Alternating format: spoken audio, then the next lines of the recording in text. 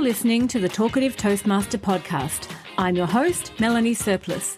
In this podcast, we explore how Toastmasters can help you to polish your public speaking skills, communicate with confidence, and amplify your authenticity. You'll hear from my fellow Toastmasters and I how this global organisation has impacted our lives for the better and how it could impact yours. Now, let's get talkative. Welcome, ladies and gentlemen, to episode 3. In today's episode, I'd like to tell you about a 35-year journey, my Toastmasters journey, that began with a first tentative few steps. I'm going to share what piqued my interest enough to get me started in this whole thing, talk about some highlights of the years in between, and how I now find myself podcasting about this whole speaking adventure. When I sit down to think about the impact that Toastmasters has had on my life, I realise that it is woven in and out of each decade of my life since I was 17. For as long as I can remember, I've turned to Toastmasters to provide a mix of personal and professional development, to surround myself with like-minded people, and to know that word by word, step by step, speech by speech, I'm improving my public speaking skills. In the last 2 episodes of this podcast, I've talked about what the fear of public speaking is and how it can be so debilitating. And then I've talked about why having confidence in public speaking is so important in any aspect of our life. I'm sure you'll agree with me that we all know it's one of those skills that would be great to have, but how many of us actually do something about actively improving our communication skills? So today's episode is really about how I got started and how this organisation has woven itself in and out of the thread of my life. I was first introduced to the idea of public speaking as a skill during a Speechcraft program in high school. Now, Speechcraft is a 6-week spin-off program of Toastmasters where people from a local Toastmasters club come to a school setting and teach kids about how to create and deliver a speech in front of a small group of people. This really started to introduce me to the basic skills that the full Toastmasters organisation would. I just didn't know it at the time. Incidentally, there are still Toastmasters clubs today that run the Speechcraft program with local schools. You can find those in your local area at toastmasters.org. But that was my first taste of it, and I knew it was a good thing to be doing. The next few years involved one of those life happens phases where I left high school, started working full-time, and started studying uni part-time 3 nights a week.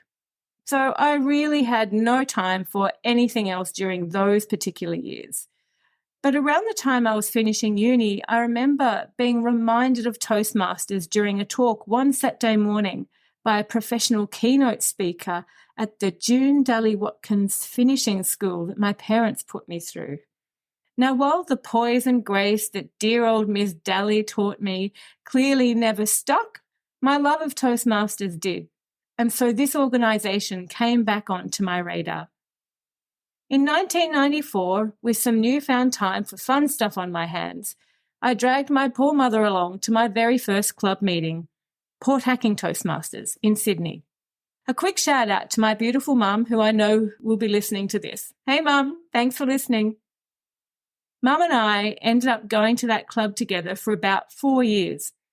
It was a great learning experience for both of us, and it was a dinner club, so it really gave us a fantastic introduction to some very good speakers, a very supportive environment, and almost that family aspect that I've come to know and love and expect from Toastmasters clubs everywhere. In my 4 years in that club, I held positions of club president, vice president of publicity, and I worked through one of the award programs. I really loved it, and as someone who had just come out of uni and was already in the workplace, I had plenty of opportunity to practice those skills in a working environment and outside of work, and I'm sure it gave me a lot more confidence at the time than I otherwise would have had. But then as things happen, I went into one of my life happens phases where Toastmasters took a back seat for a couple of years. I then moved out of the good old Sutherland Shire and over to North Sydney, where I promptly remembered Toastmasters and joined another club. This became a bit of a pattern of mine, where I would move locations, be it across town or around the world. I would find a local Toastmasters club. A couple of years later, I moved up to the Gold Coast with my family for a year and then joined a local club. Then in around 2005, I moved to London and joined a club there. When I moved from London back to Brisbane, I joined yet another club. And then I had about a 10-year break in another life happens phase. After that phase ended, I found myself starting again in the organisation in 2021 at my current club of Mount Gravatt Toastmasters. I distinctly remember joining that particular time because I was starting to do a lot of Facebook Lives for my online business, and watching myself back on the recordings made me realise that I really wanted to improve my speech delivery. So my 35-year on and off journey in Toastmasters continued when I then joined a second club in 2023, Leading Edge Advanced Toastmasters. Now, I'll talk more about why I joined the second club later on in this episode. But what I've noticed in all of these clubs is that Toastmasters are Toastmasters wherever in the world I've met them. They are all people who are committed not only to improving their own public speaking skills, but helping those around them improve as well. I've always loved that Toastmasters has given me a tick in the box for being an activity that is helping me to improve my communication skills. It's social and fun, and it's giving me practical skills that I can use in my life, in work, or really anywhere. Moving through different levels of leadership within my various clubs over the years has also given me a dose of leadership skills that has definitely helped me in my career. And I truly wish that I had stuck at Toastmasters consistently that whole time. I would be an absolutely epic speaker if I had practiced that regularly over that long. But obviously, life does happen, and I'm not going to beat myself up over that. But I am making a commitment to really stick at Toastmasters for a sustained period of time going forward, because I've seen the benefits over so many years of my own life. What I also love, though, about each time I've come back to Toastmasters is that I've been able to draw on my past experience and then benefit from learning from new people and receiving their feedback about how I can improve. I've also seen many other members do remarkable things, from nearly trembling in tears at the fear of doing their first speech to delivering the most inspiring speeches ever. I've seen a whole range of speakers. I've heard a whole range of speeches. I've been subjected to hundreds of evaluations of my talks, and it's been a pleasure for me to evaluate a whole bunch of people as well. With all of that combined, I now innately know how to structure speeches, or at least a basic speech, how to deliver speeches, how to practice delivering speeches and feel more confident, and how I can apply those skills to the rest of my life. Of course, I know I can improve in each of those areas, but it no longer sends me into a tailspin if someone asks me to say a few words, or to deliver a presentation at work, or to jump onto someone else's podcast. I now jump at those opportunities. One of the other aspects of Toastmasters that I've really enjoyed in the last 3 years has been competitions. Now, Toastmasters is absolutely not about competitions for the most part. It's the very last thing on our minds, actually, in our normal club meetings. At club meetings, the objective is really about providing feedback so that speakers can improve. But one of the ways that Toastmasters helps us to stretch ourselves is by holding an annual competition with 4 categories of speeches. And the winners of the club level competitions go through to the area level and compete against members from the 4 or 5 clubs in that area. Then the winner of those competitions goes through to division level, then district and regional, and on it goes. In one speech category, the international speech competition, which is typically a 5 to 7 minute speech, you could find yourself representing Australia against world competitors. Toastmasters can really take you that far. One of the things in Toastmasters in which I feel I've found my stride, and one of the things I love most, is about giving evaluations. In our club evaluation competition, we typically bring in a test speaker from outside of our own club. So we don't know them, we've never heard this speaker, don't know what their strengths and weaknesses are.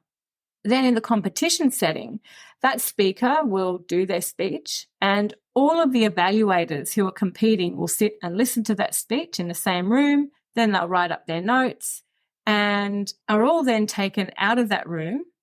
And then one by one, each competitor is brought in to deliver their 3-minute evaluation of that speech. And a successful evaluation will provide observations about what the speaker did really well, how they could perhaps challenge themselves, and most importantly, what they could do to improve their speech. Because after all, having that understanding of what we can do to improve and being given good, solid examples of what that looks like can actually help us to improve. Now, the audience gets the benefit of hearing those 4 or 5 different evaluations of the same speech, and seeing how varied those evaluations can be is also a learning experience in itself. The speaker receives a whole raft of feedback about their speech, and the winner of the evaluation competition goes on to represent the club at the next level.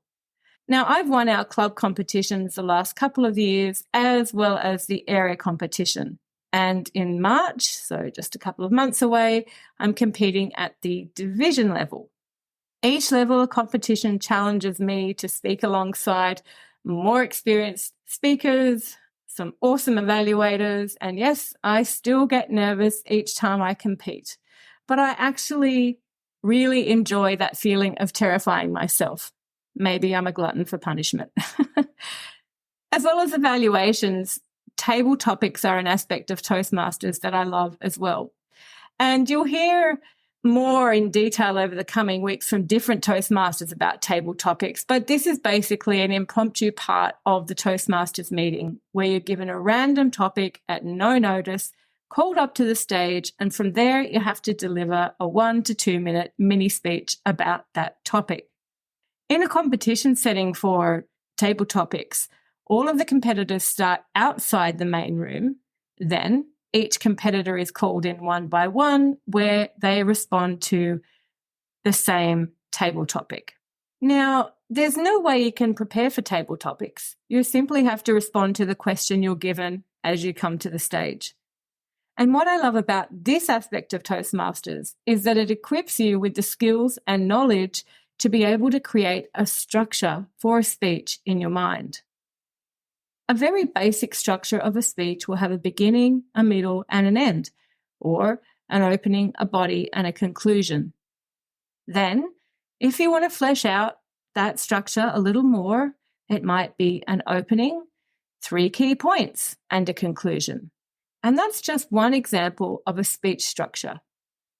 Another example of a speech structure might be then, now, and looking ahead, so a chronological sequence, or it might be before and after. So if you're aware of some of these different structures that are available to you as a way of constructing speeches, and you practice them, as we do at Toastmasters each meeting in one way or another, that is how you slowly improve your public speaking skills over time. I personally find it also gives me confidence to know I can construct speeches about pretty much any topic in a very short period of time. So competitions have really been a fun part of my experience recently.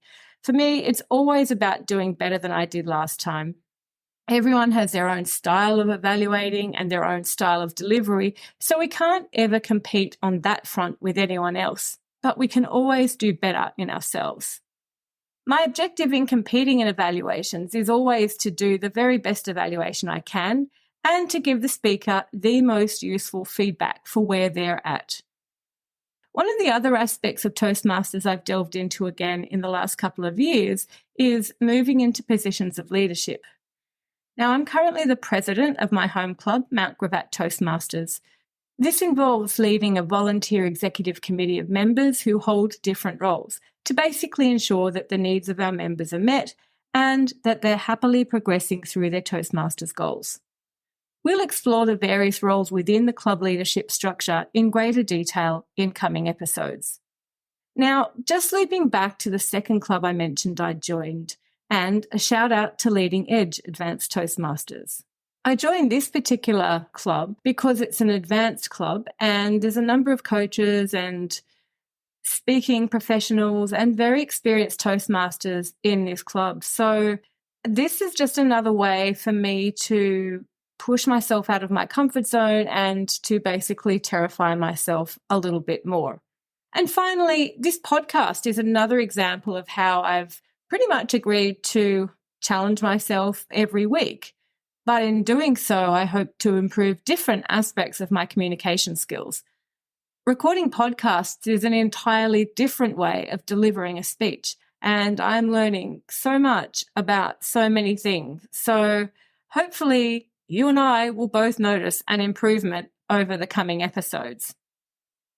In summing up the aspects about Toastmasters I love most and the things I've most observed over my 35-year journey is that the organisation has been a consistent place to meet new people and like-minded people all around the world.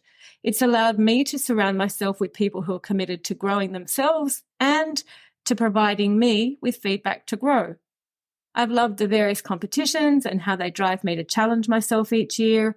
I'm loving the experience of being a club president and helping to set the tone and direction of our club for this year. And I've loved joining a new and advanced club, which continues to push me out of my comfort zone. And there you have it, a brief summary of my 35-year journey that began with the first tentative step of walking into my very first Toastmasters meeting. I'll share more stories about different aspects of my journey in future episodes. And it's also why I'll be bringing on different speakers each fortnight from now. I'd love for you to hear about the many different experiences our members have so you can work out if this organisation is right for you. If you're ready to unlock your potential, consider joining a Toastmasters club near you. Check out the Find a Club link on the Toastmasters International website at www.toastmasters.org. It's worth visiting a couple of different clubs as a guest to see which club best suits you.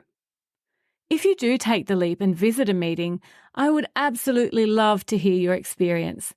Feel free to message me at talkativetoastmaster@gmail.com or tag me in the comments if you found this podcast on YouTube, Facebook, Instagram, or Twitter.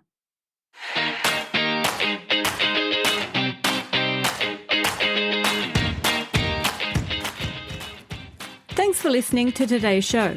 Head to talkativetoastmaster.com where you'll find the show notes for this and all other episodes, as well as links to some awesome Toastmasters resources.